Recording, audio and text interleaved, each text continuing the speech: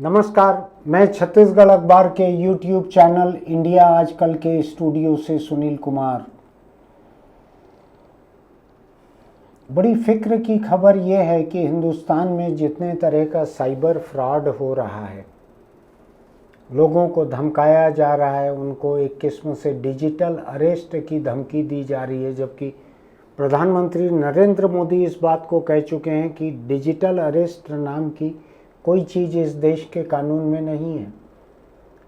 लोग आमतौर पे उनकी बात मानते हैं, लेकिन पता नहीं क्यों इस बात को नहीं मान पा रहे हैं और डिजिटल अरेस्ट हो गए हैं। ऐसी दहशत में वो 10 लाख, 25 लाख, 50 लाख, 1 करोड़, 5 करोड़, कितना भी पैसा बैंकों से निकाल कर दे रहे हैं। एक महीने तक डिजिटल अरेस्ट पड़े हुए हैं। अब अगर बात यहीं तक सीमित रहती तो भी ठीक था कि आपका घर खाली हो गया, बैंक खाली हो गया, आपने पूरा पैसा जालसाजों को, ठगों को दहशत में दे दिया।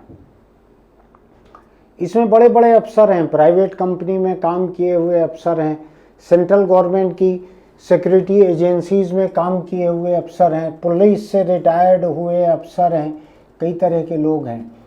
जालसाज उनको टेलीफोन पर धमकाते हैं, ईडी का, नशे का, कि आपके नाम पार्सल आई है, उसमें इतना नशा निकला है। ईडी से बोल रहे हैं और आपके बैंक खाते से 200 करोड़ के ट्रांजैक्शन हुए हैं बेनामी, वारंट लेके आ रहे हैं, आपके घर के सामने खड़े हैं। तरह तरह की धमकियां, जहां जैसी धमकी खप जाए। मुझको लगता है कि इस देश में जितने मनोचिकित्सक हैं जो लोगों की भावनाओं को समझ सकें, उससे ज़्यादा हुनरमंद यहाँ के जालसाज हो गए हैं, जो कि किसी से फ़ोन पे बात करते करते उसके दिल दिमाग को समझकर उसको धमकी देने के नए नए तरीके ढूंढ लेते हैं और धमका के एक महीना डिजिटल अरेस्ट रख रहे हैं और लोग दहशत में पैसा देते चले जा रहे हैं। एक महिला तो बैंक जा के वहाँ से ट्रांसफ़र करते रही, अभी पैसा करोड़ों रुपया उसने दे दिया। बैंक वाले समझाते रहे लेकिन वो महिला नहीं मानी। उसको डर था कि उसको ईडी आके गिरफ्तार कर लेगी, नारकोटिक्स ब्यूरो के लोग आके नशे के धंधे में गिरफ्तार कर लेंगे। जबकि ऐसे डिजिटल अरेस्ट हुए, गिरफ्तार हुए लोगों ने कोई भी जुर्म किया हुआ नहीं रहता है, लेकिन डर जाते हैं लोग। एजेंसियों का इतना डर है लोगों के मन में, और जिन मुजरिमों के मन में होना चाहिए उनके मन में नहीं है। जो शरीफ लोग हैं उनके मन में खौफ है, उनके मन में डर है।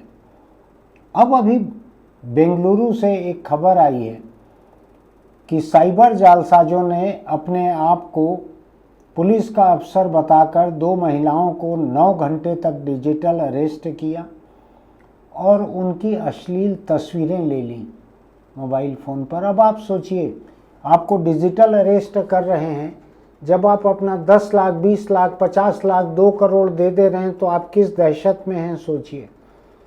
इस दहशत में टेलीफोन पे, वीडियो कॉल पे अगर उनके कपड़े उतरवा कर उनकी वीडियो बना ली गई है, उनकी तस्वीरें ली जा रही है, तो ये तो बाकी पूरी ज़िंदगी के लिए उनको ब्लैकमेल करने का सामान उन्होंने जुटा लिया।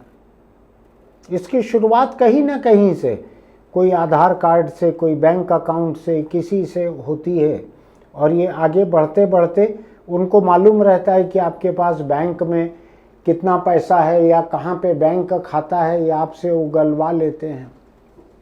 एक दूसरी खबर आपको पढ़कर बताता हूँ कि भारत में यूपीआई, आप जानते हैं ना, मोबाइल फ़ोन से, मेरे जैसा अनपढ़ व्यक्ति भी आजकल मोबाइल फ़ोन से 1 दर्जन केला ले रहा हूँ तो 50 या 60 रुपया मोबाइल फ़ोन से भुगतान कर देता हूँ मैं। तो मोबाइल फ़ोन उड़ा ले रहे हैं और उससे बैंक खाते से पैसा निकाल ले रहे हैं जालसाज। ये तो एक बात हुई। भारत सरकार ने मोबाइल फ़ोन से यूपीआई, हो सकता है ये कंप्यूटर से भी होता हो, मुझको मोबाइल फ़ोन का मालूम है, यूपीआई से पेमेंट के आंकड़े जारी किए हैं कि अभी पिछले महीने जून में, जो महीना पूरा हुआ है, अभी जुलाई चल रहा है, 61 करोड़ 30 लाख रोज के भुगतान हुए हैं यूपीआई से। 61 करोड़ 30 लाख रोज के हुए हैं। जैसे मैं भी कुछ सामान खरीदता हूँ, छोटा मोटा किराने का सामान, कोई फल, कोई सब्जी, तो 4 दिन 6 दिन में एक आध बार मुझको भुगतान करना पड़ता है। 140 करोड़ आबादी के इस देश में आप मान लीजिए कि बहुत छोटे बच्चे तो नहीं करते होंगे, बहुत बूढ़े भी नहीं करते होंगे जो घर से नहीं निकलते हैं, लेकिन बाकी के जो करीब 75 करोड़ लोग बचे होंगे, 100 करोड़ लोग बचे होंगे, उनमें 61 करोड़ 30 लाख ट्रांजैक्शन रोज हो रहे हैं औसत। कई लोग दिन में 4 बार भी करते होंगे। मैं देखता हूं कि हॉस्टल में रहने वाले लड़के लड़कियां बाजार निकलते हैं तो 4-6 जगह करते हैं, पेट्रोल भी उससे पेमेंट कर देते हैं, सब्जी फल दही सब उससे पेमेंट करते हैं।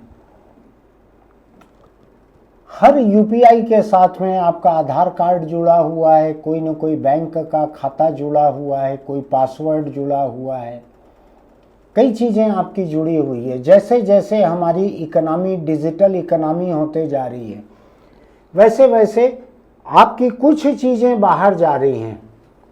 यूपीआई वाले किसी कंपनी के पास जा रही है, बैंक के पास जा रही है, आधार कार्ड कहीं पे जुड़ रहा है, कहीं कुछ हो रहा है। साइबर खतरा थोड़ा सा बढ़ जाता है। मुझको नहीं मालूम अभी तक कितना खतरा मेरे ऊपर आया है, लेकिन मेरे पहचान के कुछ लोगों ने यूपीआई से भुगतान को बंद कर दिया। जितना साइबर फ्रॉड सुना है उसके बाद में कि नहीं ये सुरक्षित नहीं है। कुछ और लोगों ने ये किया है कि अपने अलग बैंक खाते को अलग रखते हैं।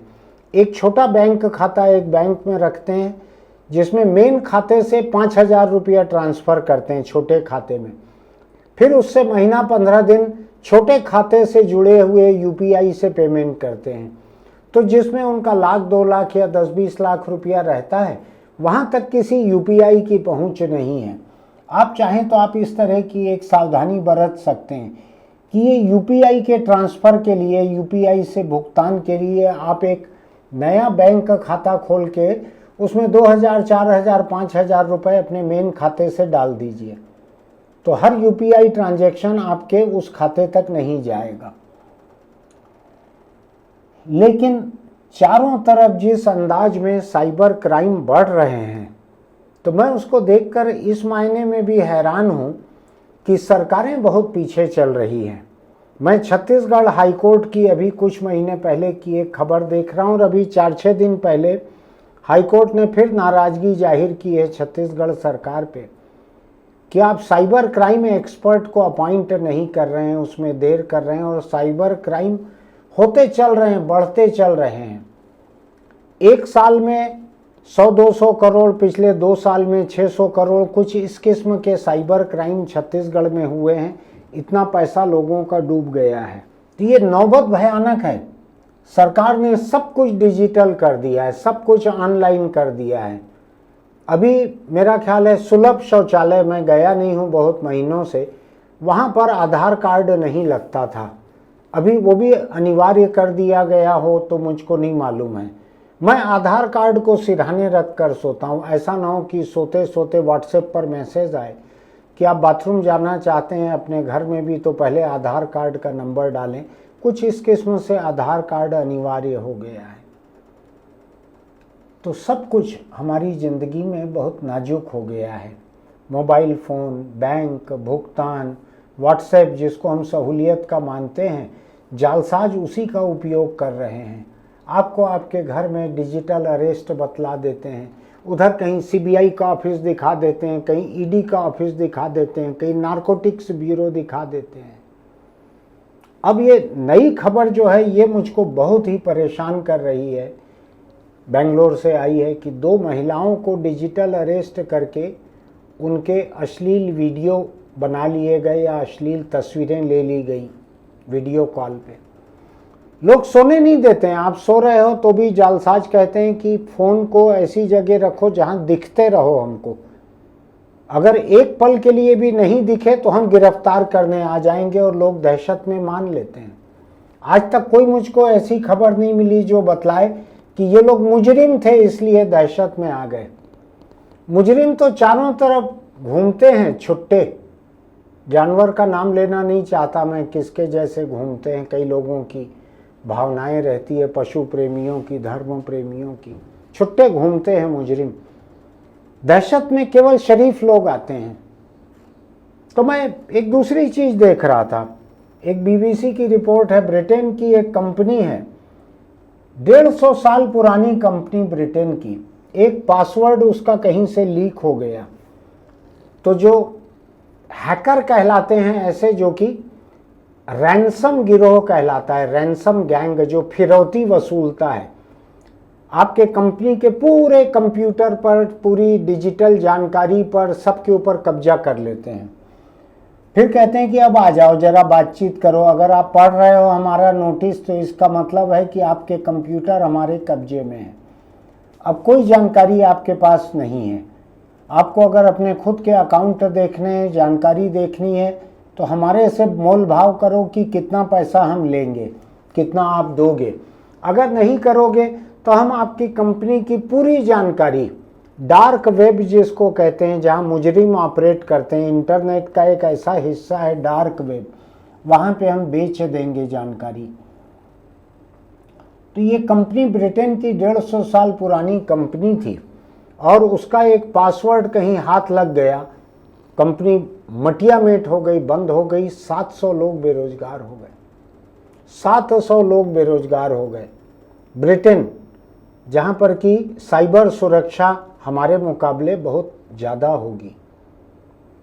पता नहीं अभी हिंदुस्तान में ऐसे मामले कंपनियों पे अटैक वगैरह के सामने नहीं आए हैं, हो सकता है सरकार ने एक हिफाजत रखी हो, लेकिन मैं बताऊं आपको, कई साल पहले झारखंड के जामताड़ा नाम के एक छोटा गांव कस्बा जो भी है, वहाँ से मोबाइल टेलीफोन पे कॉल कर कर के जिस तरह से धोखा देना पूरे देश में चालू किया, वहाँ के गांव के बेरोजगार लड़कों ने, हर लड़का कॉटेज इंडस्ट्री चला रहा था, कुटीर उद्योग, 8-10 मोबाइल फ़ोन रखें, 150 सिम कार्ड रखें, सवेरे आँख खुलती है मोबाइल फ़ोन लगा के धमकाना, तुम्हारी बैंक की किस्त बाकी है, गाड़ी की किस्त बाकी है, उठा लेंगे।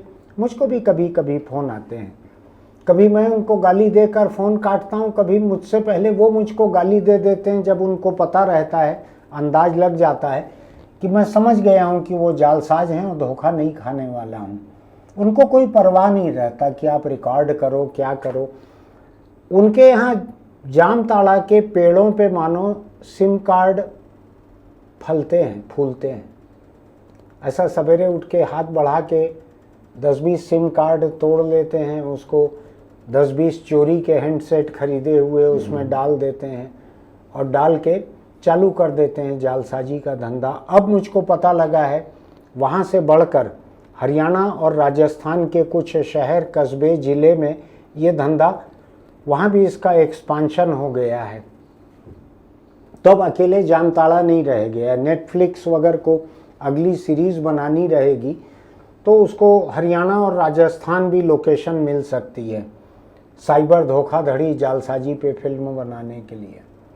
दूसरा, मैं आज सवेरे एक खबर पढ़ रहा था कि राजस्थान के भीलवाड़ा ज़िले में 300-300 रुपये लेकर लोग आपका नकली थंब प्रिंट बना के दे रहे हैं। प्रिंट ऐसा नहीं कि कागज़ पे दे रहे हैं, आपको सिलिकॉन का थंब प्रिंट दे रहे हैं, अपने अंगूठे के ऊपर पहन लो। अब जैसे बतलाता हूँ मैं आपको, मैं मान लीजिए अपने ऑफिस में देर से जाता हूँ और मेरे ऑफिस ने थंब प्रिंट अटेंडेंस लागू किया हुआ है, तो मुझको कुल 300 रुपया लगना है।